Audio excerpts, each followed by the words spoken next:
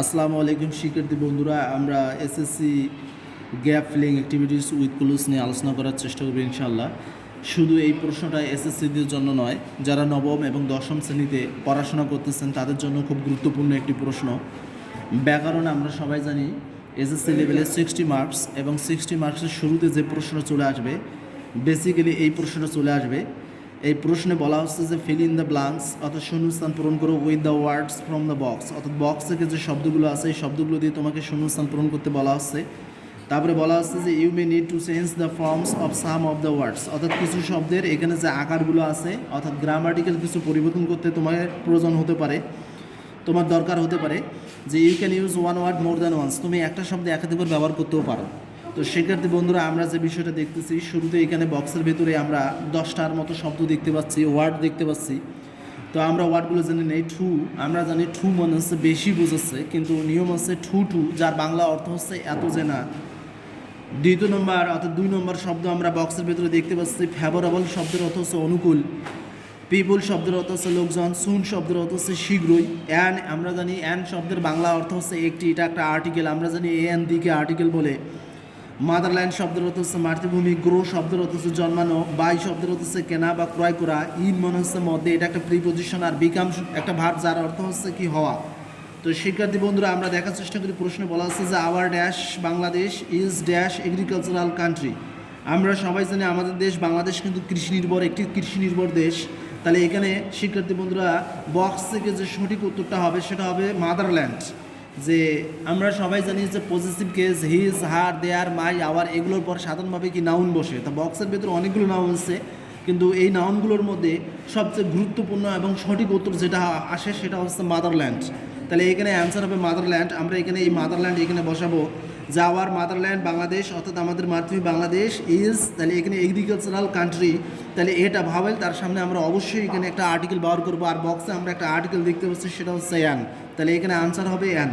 তাহলে অ্যান্সার হলো our motherland Bangladesh is an agricultural country, অর্থাৎ আমাদের মাতৃভূমি বাংলাদেশ একটি কৃষি নির্ভর দেশ। মোস্ট অফ আওয়ার ড্যাশ আর ইনকেস্ট, অর্থাৎ আমাদের বেশিরভাগ লোকজন নিযুক্ত রয়েছে কি চাষাবাদে নিযুক্ত রয়েছে। কাল্টিভেশন শব্দের বাংলা অর্থ হচ্ছে চাষাবাদ করা বা চাষাবাদ।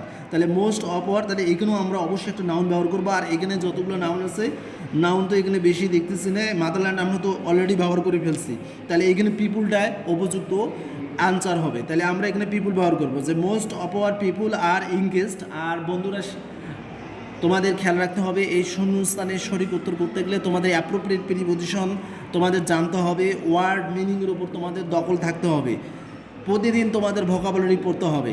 তো এখানে ইনকেসের পরে অ্যাপ্রোপ্রিয়েট প্রিপোজিশন ইন ব্যবহার হয়। তাহলে আমরা এখানে বক্সে ইন দেখতে পাচ্ছি, তাহলে আমরা এখানে ইন ব্যবহার করবো। ইনকেসড ইন শব্দের বাংলা অর্থ হচ্ছে নিযুক্ত থাকা।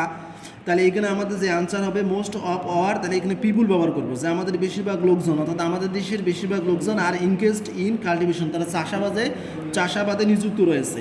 মেনি কাল্টিভেটর্স মানে হচ্ছে অনেক কৃষকরাই, যা আর এখানে পোর, তারপরে কী দেওয়া আছে টু। তো আমি বলছিলাম শিক্ষার্থী বন্ধুরা শুরুতে যে টু বাংলা অর্থ হচ্ছে এত যে না, নেগেটিভ অর্থ দেয়, তাহলে আমরা এখানে টু ব্যবহার করতে পারি। একটু পরে আমরা এই নিয়মগুলো দেখবো ইনশাআল্লাহ।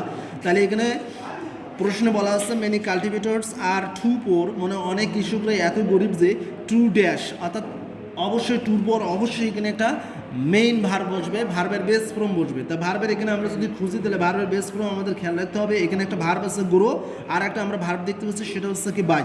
তাহলে এইখানে হবে বাই, যে এখানে তাহলে আমরা একটু বাংলা অর্থ জানার চেষ্টা করি, যে অনেক কৃষকরাই আর টু পোর, এতই গরিব যে তারা কি কিনতে পারে না। তাহলে টু বাই মানে কিনতে পারে না, অ্যান্ড ইউজ এবং ব্যবহার করতে পারে না। কি ব্যবহার করতে পারে না? যা আধুনিক যন্ত্রপাতি বা সরঞ্জাম, কৃষিকাজের জন্য যে আধুনিক যন্ত্রপাতি বা সরঞ্জাম, সেটা তারা কি করতে পারে না, ব্যবহার করতে পারে না।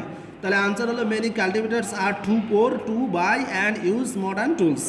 স্টিল, স্পষ্টই তাছাড়াও দে ক্যান বাম্পার ক্রপস, তারা কি করে ভালো ফসল কি করে উৎপাদন করে। তাহলে অবশ্যই এখানে ক্যান, আমরা জানি can, could, may, might, shall, should, do not, did not, does not, এগুলোর উপর অবশ্যই ভার্বের মেইন ফর্ম বা বেস ফর্ম ব্যবহার হয়। তাহলে এখানেও অবশ্যই একটা ভার্বের বেস ফর্ম ব্যবহার হবে। আর এখানে উপযুক্ত ভার্ব হচ্ছে জন্মানো যেহেতু, তাহলে উপযুক্ত ভার্ব বা অ্যান্সার হবে গ্রো। তাহলে বক্স থেকে আমরা এখানে ব্যবহার করবো এই জায়গায় গ্রো, যে still they can grow bumper crops, তারা ভালো ফসল ফলায়। যে ইফ দ্য ক্লাইমেট, যদি আবহাওয়াটা অনুকূলে থাকে, তাহলে এখানে অবশ্যই অনুকূলের ইংলিশ হচ্ছে কি ফেভারেবল। তাহলে আমরা শিক্ষার্থী বন্ধুরা এখানে আনসার হবে ফেভারেবল। যে উই হোপ আমরা আশা করি যে টু এ ডেভেলপড নেশন, আমরা একটা উন্নত জাতিতে পরিণত হব খুব শীঘ্রই, এটা আমরা আশা করি। তাহলে অবশ্যই টুর পরে এখানে মূল ভার্ব হবে, আর এই বক্সে সব ভার্ব আমরা ব্যবহার করছি, শুধু একটা মূল ভার্ব বাকি আছে, সেটা হচ্ছে কি বিকাম। তাহলে আমরা এখানে ব্যবহার করবো বিকাম, যে উই হোপ আমরা আশা করি টু বিকাম, হতে আশা করি কি হব, যে একটা উন্নত জাতিতে পরিণত হব শীঘ্রই। আর শীঘ্রই ইংলিশ আছে সুন, সর্বশেষে আমরা কী ব্যবহার করবো, সুন। তো শিক্ষার্থী বন্ধুরা, আমরা কিছু শর্ট টেকনিক আমরা জানতে পারি বা কিছু নিয়ম আমরা দেখার চেষ্টা করি। যে পজিটিভ কেস আমরা জানি হিজ, হার, দেয়ার, মাই, আওয়ার, এগুলোকে বলা হয় পজিটিভ কেস। এগুলোর উপর অবশ্যই কী ব্যবহার হবে, অবশ্যই নাউন ব্যবহার হবে। আমরা একটু পজিটিভ কেস আমি এখানে লিখে দিচ্ছি তোমাদের বোঝার জন্য, যে our, his, her, their, your, its, my, এগুলোর উপর অবশ্যই কী ব্যবহার করবে, নাউন। যেমনটা আমরা দেখতে পেয়েছিলাম আওয়ারের পরে এখানে মাদারল্যান্ড আমরা কী ব্যবহার করছিলাম, নাউন ব্যবহার করছিলাম। আবার আওয়ারের পরে এখানে একটা নাউন ব্যবহার করছিলাম, কি পিপুল ব্যবহার করছিলাম। তারপরে আমাদের খেয়াল রাখতে হবে শিক্ষার্থী বন্ধুরা, নাউনের সামনে অবশ্যই আর্টিকেল ব্যবহার হয়। যেমন বুক, বিটা কনসোনেন্ট, তাহলে কী ব্যবহার করছি আমরা, এ। পেইটা কনসোনেন্ট, তাহলে আমরা কী ব্যবহার করছি, এ। পেনটা হচ্ছে নাউন, তাহলে আর্টিকেল বসলো। বুকটা নাউন, তাহলে আর্টিকেল বসলো। আবার ওল্ড ম্যান মানে বৃদ্ধ মানুষ, তাহলে ওটা ভাওয়েল, তার সামনে আমরা কী ব্যবহার করছি, অ্যান। তাহলে নাউনের সামনে আমাদের খেয়াল রাখতে হবে প্রিপোজিশন আর্টিকেল অ্যান অথবা এ, অথবা নির্দিষ্ট করে বুঝলে আমরা দি ব্যবহার করব। অর্থাৎ নাউনের সামনে আর্টিকেল ব্যবহার হবে, নিয়ম অনুযায়ী আর্টিকেল ব্যবহার হবে। যেমনটা আমরা এখানে দেখতে পেয়েছিলাম যে এগ্রিকালচারাল কান্ট্রি মানে কৃষিভিত্তিক দেশ বা কৃষি নির্ভর দেশ, তাহলে এটা হচ্ছে নাউন, তাহলে তার সামনে আমাদের ব্যবহার করতে হবে কি এখানে, আর্টিকেল অ্যান। অর্থাৎ এগ্রিকালচারাল কান্ট্রি দুটো মিলে কিন্তু নাউন হয়েছে এখানে, তাহলে এখানে আমরা ব্যবহার করবো কি, অ্যান। আবার অ্যাপ্রোপ্রিয়েট প্রিপোজিশন শিক্ষার্থী বন্ধুরা আমাদের অবশ্যই আমাদের জানতে হবে অ্যাপ্রোপ্রিয়েট প্রিপোজিশন এখানে প্রচুর পরিমাণে ব্যবহার হয়। যেখানে আমরা এখানে দেখতে পেয়েছিলাম ইংরেজটার পরে অ্যাপ্রোপ্রিয়েট প্রিপোজিশন কী ব্যবহার হয়েছিল, ইন, যার বাংলা অর্থ হচ্ছে নিযুক্ত থাকা। এরকম কিছু অ্যাপ্রোপ্রিয়েট প্রিপোজিশন আমি সংক্ষেপে তোমাদের বোঝার জন্য, যা স্মরণ করে দেওয়ার জন্য আমি এখানে লিখে দিয়েছি। কেটু মনে হচ্ছে চাবিকাঠি, এইভাবে ইনক্যাস্ট ইন মনে হচ্ছে নিযুক্ত থাকা। এইভাবে যে কোনো ব্যাকরণ বইয়ে প্রচুর পরিমাণে অ্যাপ্রোপ্রিয়েট প্রিপোজিশন আছে, তোমরা এগুলো দেখে নিবা। তারপরে আমাদের খেয়াল রাখতে হবে টু টু, যার অর্থ হচ্ছে এত যে না, এটাও কিন্তু আসলে রাইট ফর্ম ভার্বস ব্যবহার হয়। কমপ্লিটিং সেন্টেন্সে এগুলো চলে আসে, যে টু কোনো বাক্যে যে টু পাওয়া যায়, টুর পর এই জায়গায় থাকবে অ্যাডজেক্টিভ অথবা অ্যাডভার্ব, তারপরে টুর পর কী বসাতে হবে, মূল ভার্ব। যেমন একটা উদাহরণ দেখি, যেমন হি ইজ টু উইক, সে এত দুর্বল যে, টু ওয়াক মানে হচ্ছে হাঁটতেই পারে না, তাহলে টু, তারপরে উইকটা হচ্ছে অ্যাডজেক্টিভ, তারপরে টুর পর কী বসলো, মূল ভার্ব। তো আমরা এই জায়গায় আমরা একটু দেখার চেষ্টা করি যে মেনি কাল্টিভেটর্স আর টু পোর, মানে অনেক কৃষকরা এতই গরিব যে টু বাই মানে তারা কিনতে পারে না এবং ব্যবহার করতে পারে না আধুনিক সরঞ্জাম অথবা যন্ত্রপাতি কৃষিকাজের জন্য। তারপরে শিক্ষার্থী বন্ধুরা ক্যান, মে, মাস, শুড, অর্থাৎ মডাল, অক্সিলারি ভার্ব বা সেমি মডেল আমরা যেটাই বলি না কেন, এটার পরে অবশ্যই কী হয়, ভার্বের বেস ফর্ম বা মূল ফর্ম বসে। যেমনটা আমরা এই জায়গায় আমরা দেখতে পেয়েছিলাম, কোন জায়গায় দেখতে পেয়েছিলাম, এই জায়গায় জি নম্বর অপশনে, যে স্টিল মানে স্পষ্টই অথবা তাছাড়া এই কৃষকরা তারা কী করে, বাম্পার ক্রপস, ভালো ফসল তারা উৎপাদন করে, তাহলে উৎপাদন করার এখানে আমরা বসে দিচ্ছিলাম মূল ভার্ব কি, গ্রো।